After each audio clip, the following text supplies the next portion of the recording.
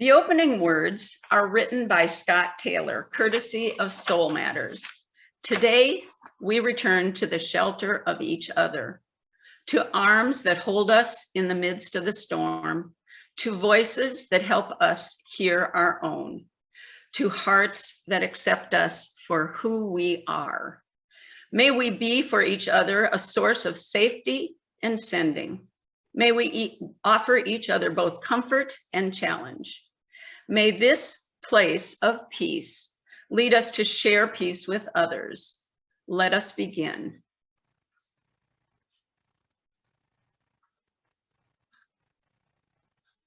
You need to unmute, Barbara.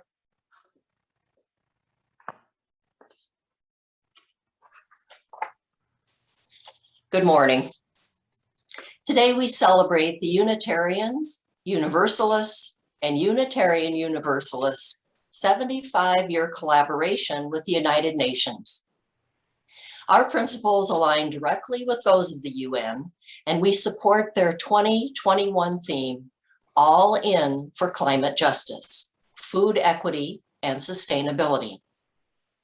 Please listen to Walla is Life, a tribute to climate justice and the sacredness of water. Written and performed by Alara, a 27-year-old Indigenous Australian woman of Yorta Yorta heritage.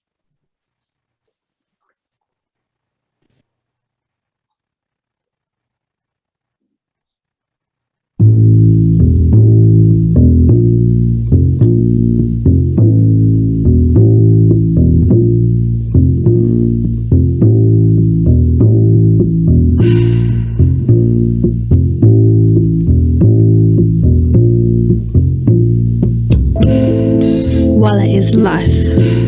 Walla falls from sky. Rain beginning of life. Like our kinship ties. In Mother Earth's eyes. Riverbanks flow wide. Fingerlings swim wild. Making Mother Moon smile. Hasn't rained in a while. Walla is blood. Walla gives flood. Walla is life. Gotta get law right. Limitless undercurrents.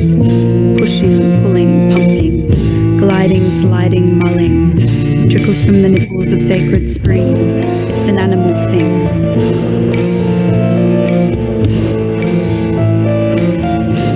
Made to give us wings.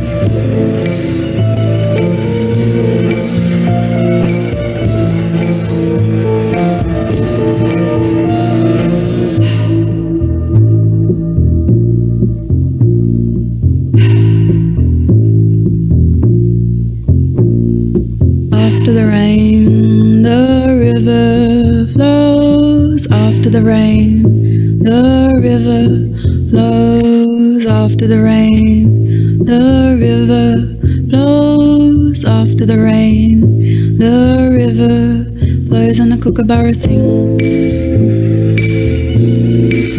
And the kookaburra sings. In the gubberside, in the gubberside, in the gubberside, in the gubberside, in the gubberside, in the gubberside. In the gubberside, in the gubberside, in the gubberside, in the gubberside, in the gubberside, in the gubberside. Seasons, summer breeze. Leaves southeasterlies. Frost on toes will freeze. Plants to make you sneeze. Downpours, thunderstorms. Temps above the norm. Bees will cease to swarm, and our ocean far too warm. It's an animal thing, made to give us wings. Might come if we sing, or will we feel the sting?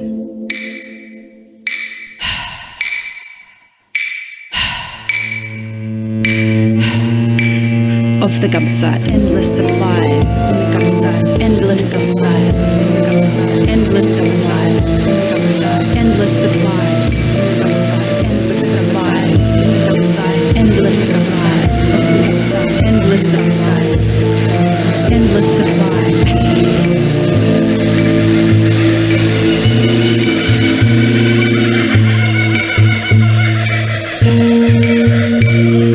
After the rain, the river flows. After the rain, the river flows. After the rain, the river flows. After the rain, the river flows.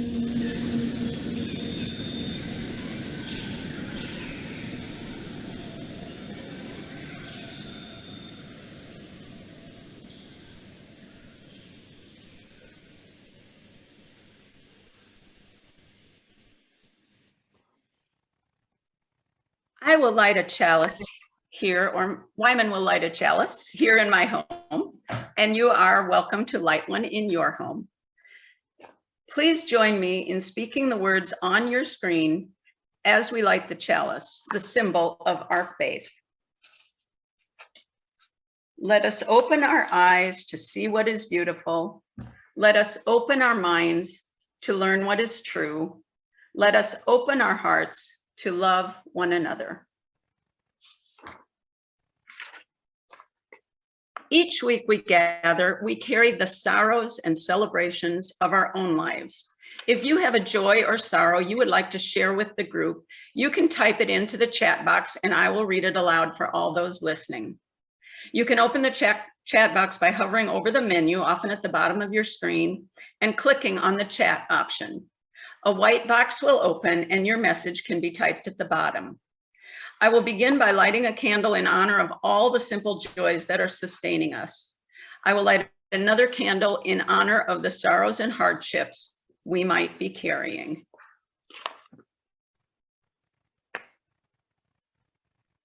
I will light one more candle in honor of the joys and sorrows we carry in our hearts but have not been spoken aloud. We will share a moment of silence together.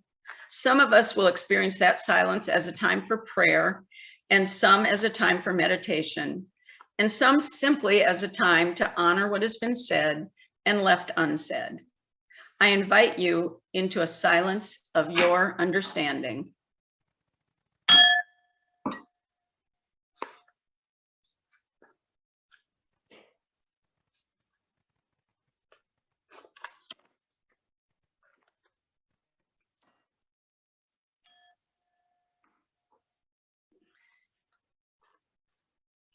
In honor of it being Country Music Month, our hymn today is Love Can Build a Bridge, sung by Sharon Snyder-Theding and Mary Jane Lipinski. With muted mics, please listen or sing as you are led.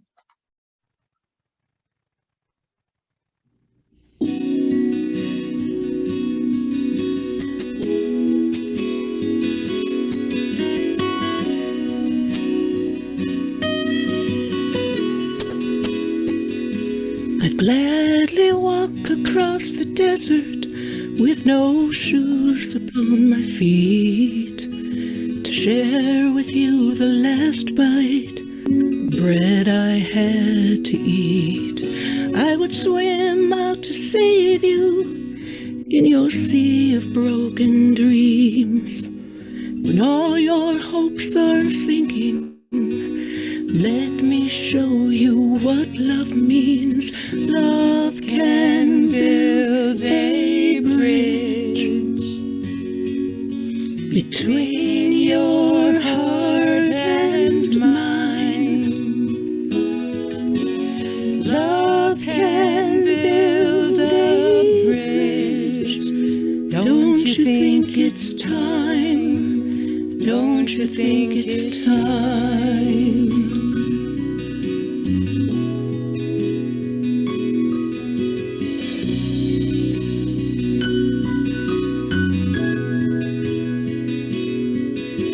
I would whisper love so loudly every heart could understand that love and only love can join the trials of man. I would give my heart's desire so that you might see. The first step is to realize that it all begins with you and me. Love can build a bridge between your heart and mine. Love can build a bridge. Don't you think it's time? Don't you think it's time?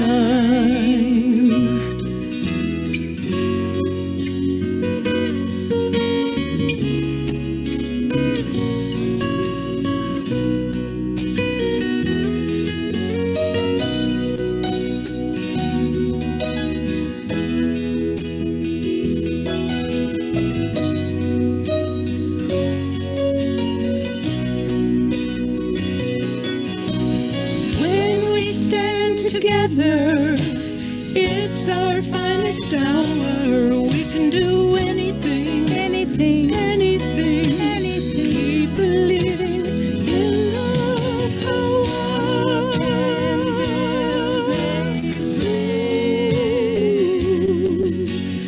Between your heart and mine, love can build a bridge. Don't you think it's time?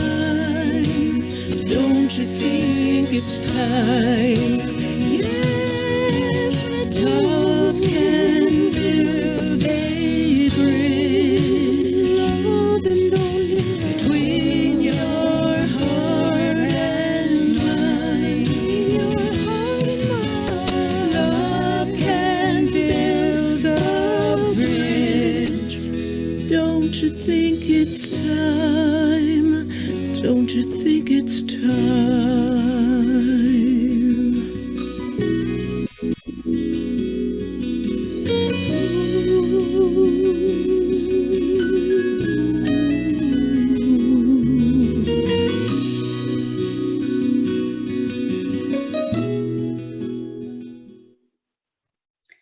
Thank you, Sharon and Mary Jane, for your beautiful duet. The reading today is by Gordon McKeeman.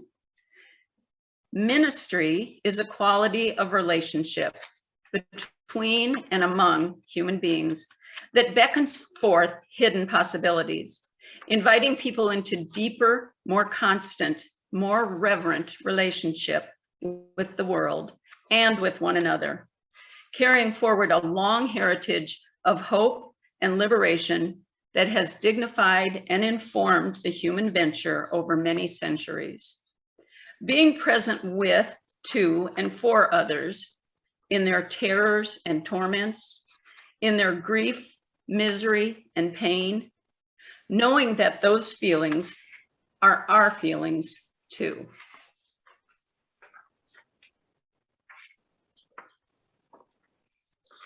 I am very happy to introduce our speaker today, Dr. Laurie Sieve.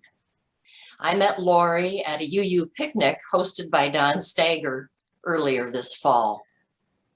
I was immediately drawn to her vibrancy, and when I learned about her story and passion for sharing awareness around transgender justice, I knew she would be a wonderful speaker for us. She is an associate professor of nursing at St. Catherine University, as well as a staff RN for Allina Health, working on a secure mental health unit in Owatonna, Minnesota. As you will hear, she is passionate about providing accessible, inclusive, patient-centered care for marginalized populations. Her areas of expertise include mental health, community health, global health, and LGBTQI+ health and experience. She speaks locally, nationally, and internationally on her research and experience. Among her many accomplishments, Laurie is the proud mother of 3 amazing children. Elliot, her youngest child, self-identifies as transgender. She has a lot to share with us today. Please welcome Dr. Laurie Sieve.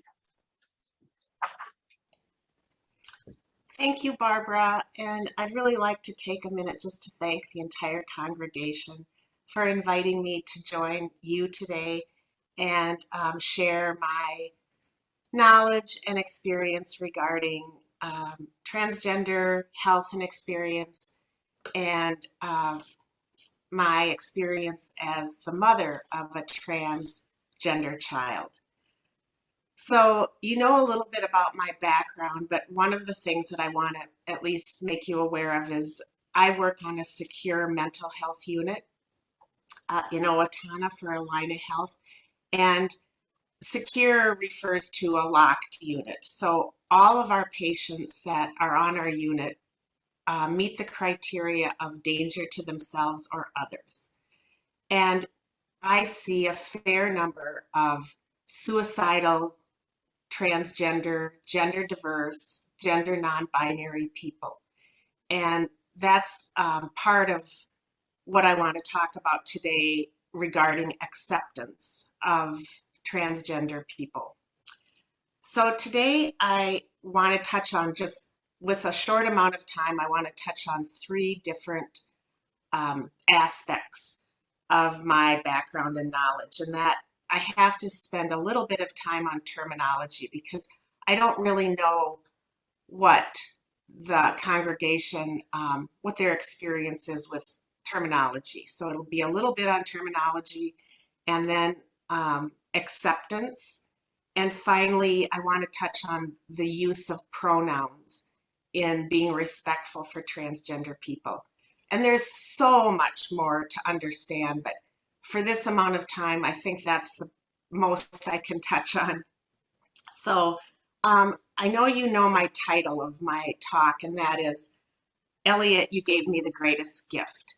And I really, really want to stress that because 10 years ago, I was the parent of well, I guess 10 and a half years ago, I was the parent of a 13-year-old daughter who told me at that time that she believed she was transgender. And so fast forward 10 years, and I have a 24-year-old son, Elliot, whose experience has completely changed my life. And it is the best gift I've ever been given, because not only has the trajectory of my research and nursing teaching changed, but my heart has grown exponentially. And I have learned so much about a population that, even though I was a member of a Unitarian church for most of my life, I thought I was very liberal and knowledgeable, I've come to realize I was very illiterate and not very knowledgeable about transgender health and experience. So that's the reason that I've titled this talk, Elliot, You've Given Me the Greatest Gift. So just to start, I want to go over a few terms that are really important to understand, especially if we're going to talk about this topic. So the biggest thing you really need to understand is the difference between sex, gender, and gender identity. So when we refer to sex, we're generally referring to sex assigned at birth, which just means a provider, usually a physician or nurse practitioner, looks at a baby at birth and labels that baby male or female. That's what goes on the birth certificate. So it's a visual examination of a baby that makes that determination. Very few babies are will have chromosome studies or any kind of genetic testing. So we usually use the term sex assigned at birth because that's exactly how it happens. Gender is far more complex. So gender is a social construct, and it's really a social and legal status. And it's a set of expectations that society expects. So it's about behavior, characteristics, and thoughts. And it's important to remember that each culture has standards about the way people should behave based on gender. And this is generally male or female. But instead of it being about body parts, it's more about how you're expected to act because of your sex assigned at birth. Gender identity is how you feel in your head, what you perceive as your gender. And gender identity is how you express your gender through clothing, behavior, and your personal appearance. It's a feeling that begins very early in life. And we know that gender identity is pretty well formed by the age of 3. So it's easy to confuse sex and gender. But just remember that biological or assigned sex is about biology, anatomy, and chromosomes. Gender is society's set of expectations, standards, and characteristics about how men and women are supposed to act. Does that seem pretty clear to everybody? So I'm more than happy if I'm saying something and you have a question to just open up your mic and ask. So gender identity, like I just said, gender identity is how you feel inside and how you express those feelings. So like I said, clothing, appearance, and behaviors are all ways to express your gender identity. And most people feel that they're either male or female. Some people feel like they are a masculine female, and some people feel that they're a feminine male. Some people feel neither male nor female. And these people may choose labels such as genderqueer, gender variant, or gender fluid. Now, it's really important to understand that language evolves and changes. And there are many terms that people use that may be confusing, but it's just important to understand that that language is evolving and changing, and we just have to sort of go with the flow regarding language, even though it may seem confusing at times. So some people's assigned sex and gender identity are pretty much the same or in line with each other. So for example, my sex assigned at birth was female. My gender identity is female. I use she, her pronouns. Therefore, I'm considered cisgender. You may have heard that term and you may not have, but it's really common in this, in my line of work. Cisgender is what most people are. But if your assigned sex at birth doesn't align with your gender identity, that is considered transgender. Okay, so I hope that terminology, it's very brief, but I hope that helps you understand a little bit about what we're going to talk about going forward. So the second point I really want to stress to you is the importance of acceptance. And there is vast research that indicates that when transgender people, and for me, I'm especially interested in transgender, gender diverse, gender non-binary youth, when they are accepted, the suicidal rates plummet.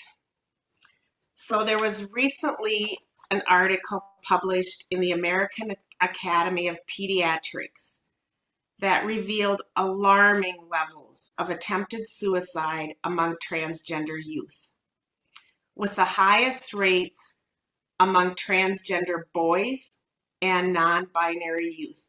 So transgender boys, for those of you who are just learning this, were females assigned at birth. That's a transgender boy. The findings emphasize the urgency of building a welcoming community for LGBTQI+ people, particularly transgender youth. More than half of transgender male teens who participated in the survey reported attempting suicide in their lifetime. Now just imagine, more than half. While 29.9% of transgender female teens say they attempted suicide. Among non-binary youth, 41.8% of respondents say they had attempted suicide at some point in their life. And another recent study was published in the Journal of LGBT Health in 2016 that spoke to family rejection and how it increases the odds of substance misuse and suicide attempts in transgender and gender nonconforming people. There's a researcher named Dr. Caitlin Ryan, and she has a project called the Family Acceptance Project, and found that LGBTQ youth whose families affirm their gender identity and sexual orientation are 50% less likely to make a suicide attempt compared to those whose families are not supportive. So now, with our remaining time, I want to talk to you about the importance of pronouns.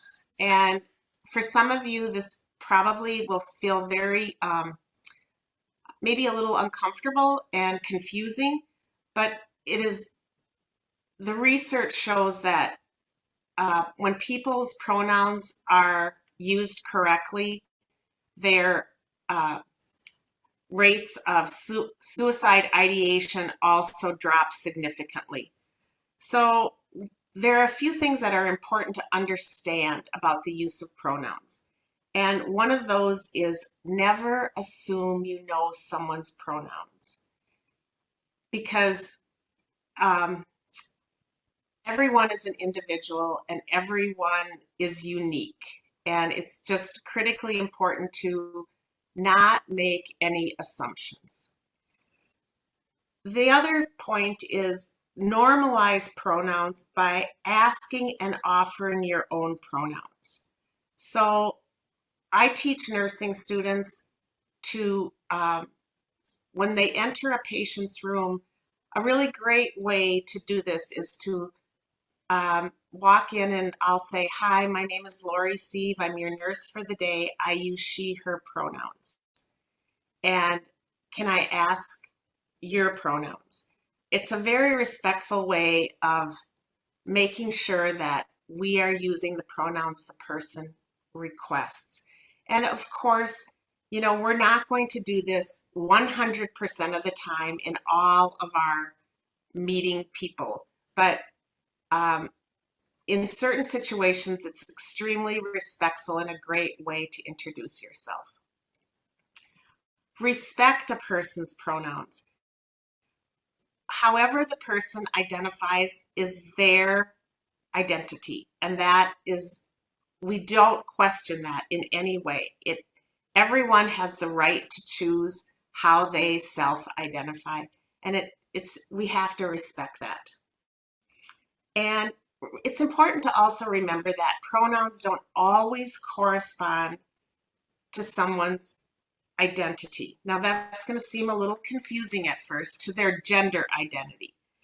The pronouns that a person uses are their personal pronouns and the only ones that should be used for them. So it's important not to say male pronouns or female pronouns, because pronouns, like I just said, are not necessarily tied to gender identity. Some transgender people use he, him, his pronouns, or she, her, hers, but they still don't necessarily identify as male or female, respectively. Now, I understand that that can feel confusing, but everyone identifies in their own unique way. And that's why we don't make assumptions. The next thing is, it's important to think about sharing your pronouns publicly. And ways that you can do that include your email signature line. Or I'm looking right now at Reverend Sarah, and she has she, her behind her name. That's a great way of signaling to gender diverse, transgender people that you respect their pronouns and you are an ally.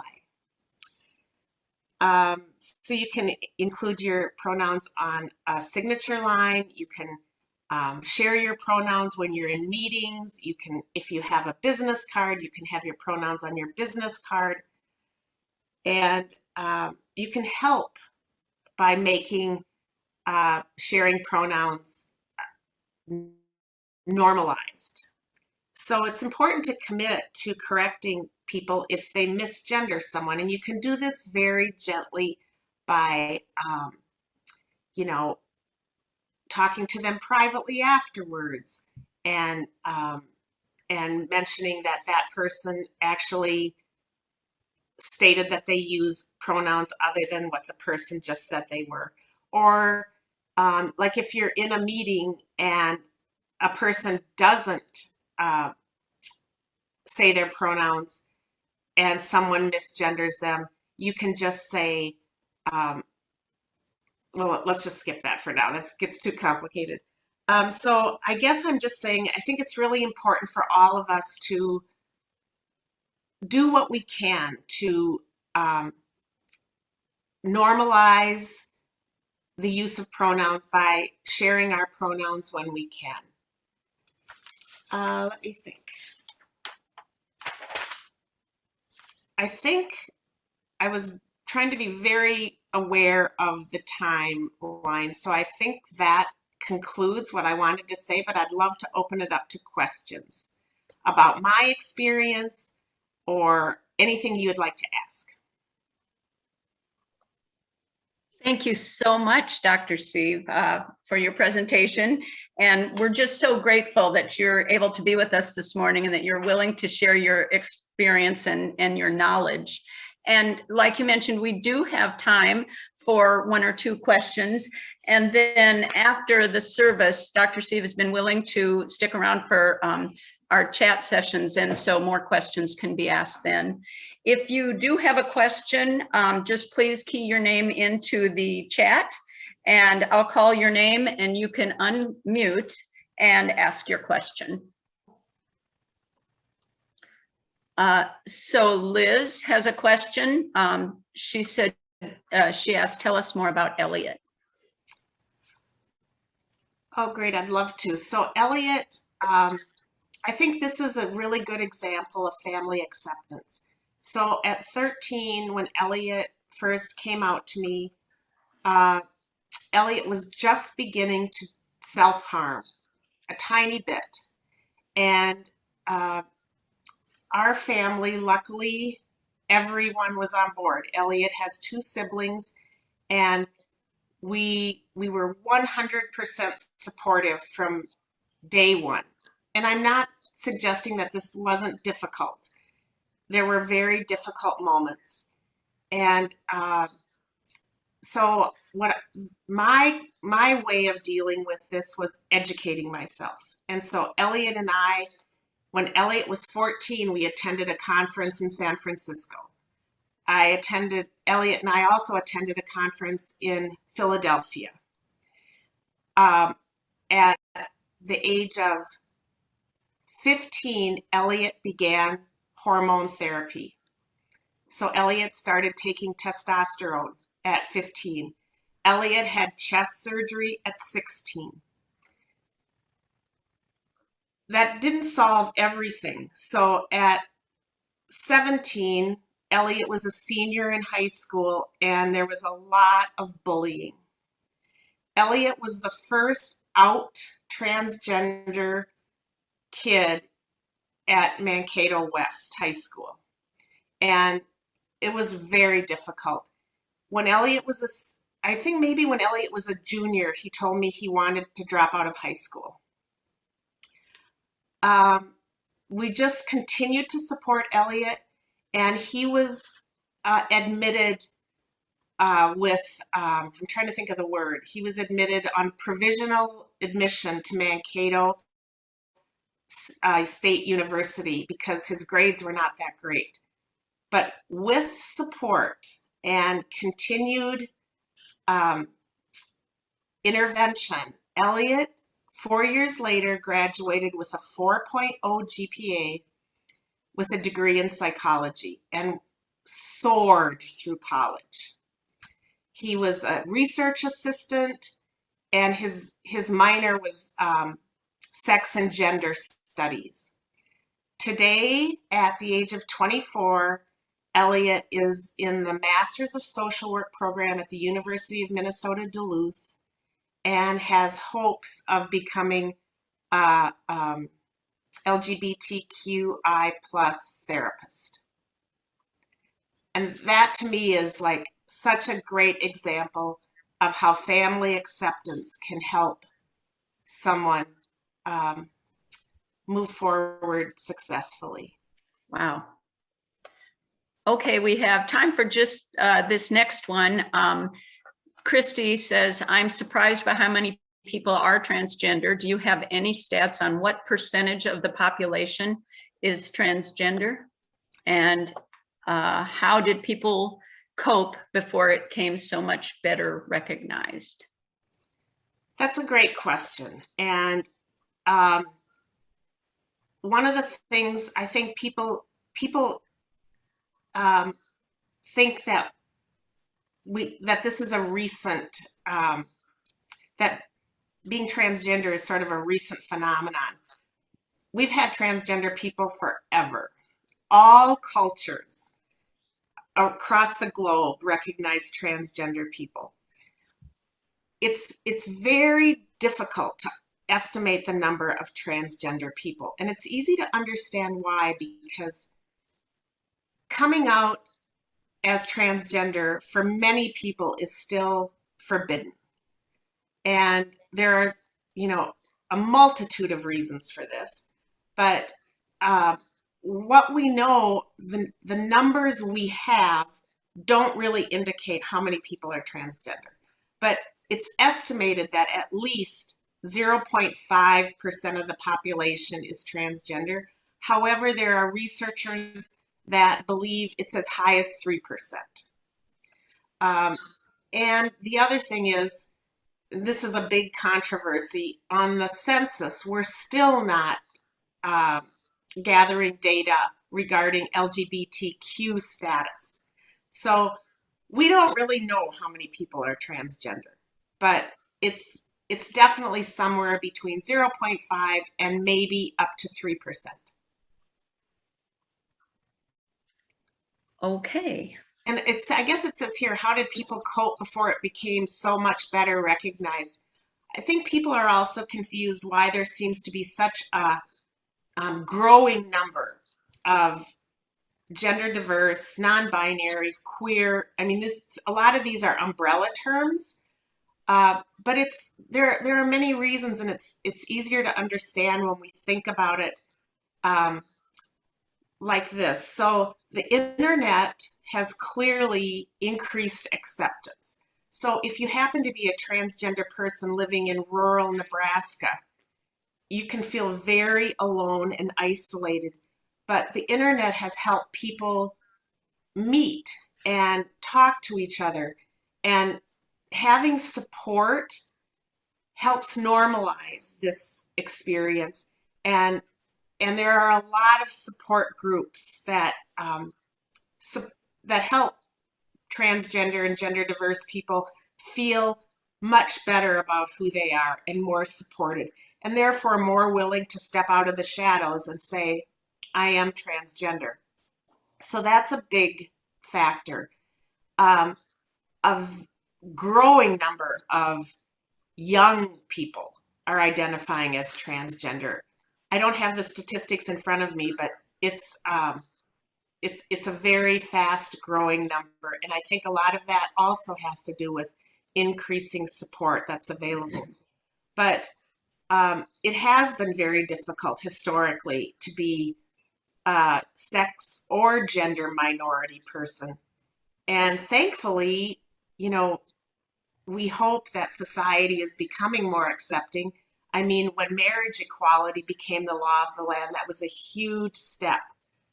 But we have that refers to sexual preference. We have a long way to go when it comes to gender identity. As many of you know, there are so many laws that are in the courts and in the states right now restricting the freedoms of transgender people.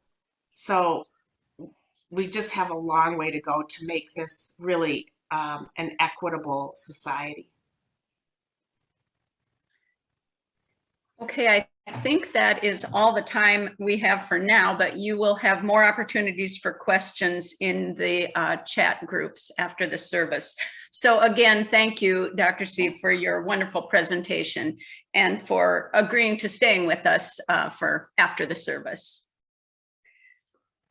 We will now share the hymn, We Are, performed by Yusei Barnwell, along with the 2020 UU General Assembly Choir.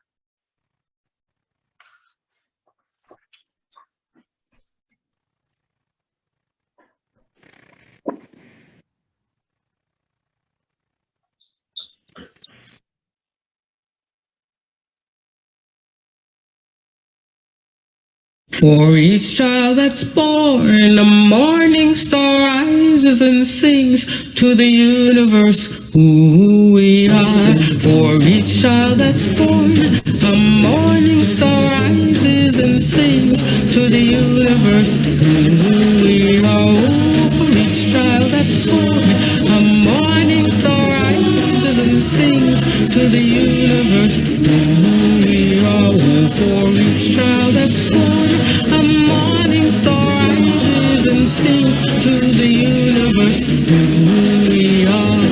We are our grandmother's prayers, and we are our grandfather's dreamings, and we are the breath of our ancestors. We are the Spirit of God. We are mothers of courage, fathers of time, daughters of dust, and the sons of great visions. We're sisters of mercy, brothers of love, lovers of life, and the builders of nations. We're seekers of truth, keepers of faith, makers of peace, and the wisdom of ages. We are our grandmother's prayers.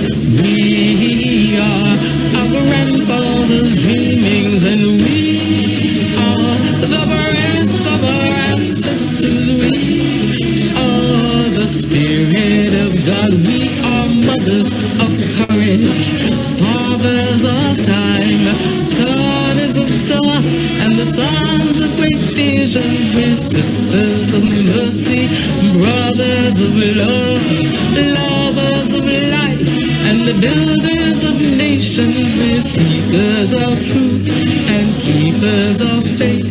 We are makers of peace and the wisdom wisdom of ages. We are our grandmother's prayers. We are our grandfather's dreamings, and we are the breath of our ancestors. We are the Spirit of God. We are our grandmother's prayers, and we are our grandfather's dreamings. We are the breath of our ancestors. We are the Spirit of God. For each child that's born, a morning star rises and sings to the universe. Who we are. For each child that's born, a morning star rises and sings to the universe. Who we are. We are one.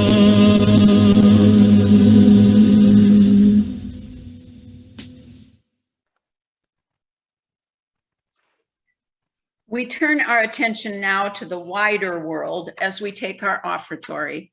Half of the money donated today will go to Common Bond Communities, an affordable housing nonprofit organization in St. Paul. They believe that a safe, stable, and affordable home is the foundation for everything in life. They reach out to help people of all ages and walks of life meet their goals and build their best life throughout Minnesota, Wisconsin, and Iowa. Greenville Place and Wellstone Commons are two thriving Common Bond communities in Northfield. For more information on this organization, see the current reach on our website. You may contribute to Common Bond right now online by going to our website, uunorthfield.org, clicking on the yellow donate button on the right-hand column, and then selecting share the plate. Or you can mail a check made payable to UUFN with the offering basket written on the memo line, sent to UUFN PO Box 363, Northfield, Minnesota, 55057. Separate checks marked UUFN Pledge are also welcome. If you are at Oddfellows Park, put cash or check, again made out to UUFN with offering basket on the memo line, in the basket on the welcome table, either now or after the service. As always, thank you for giving as you are able. Please join us for singing our final hymn, Spirit of Life, with our own UUFN choir audio mix, recording from Misha Vanderwidge and video from Paul Krause. We are happy to have you sing with muted mics if you are at home on Zoom, and ask that you hum only if you are at the watch party at the park for the safety of those around you.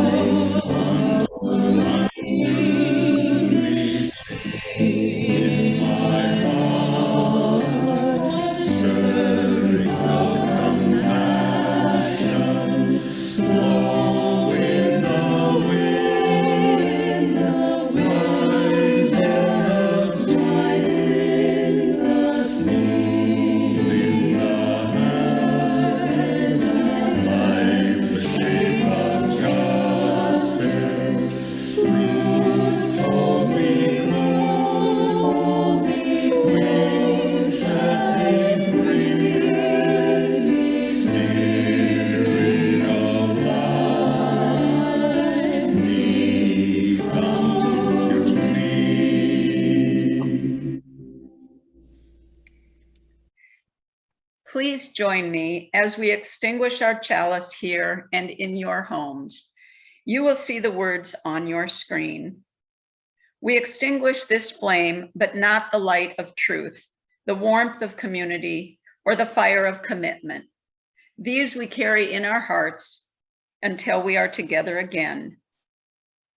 Go in peace, or stay for the coffee hour in peace.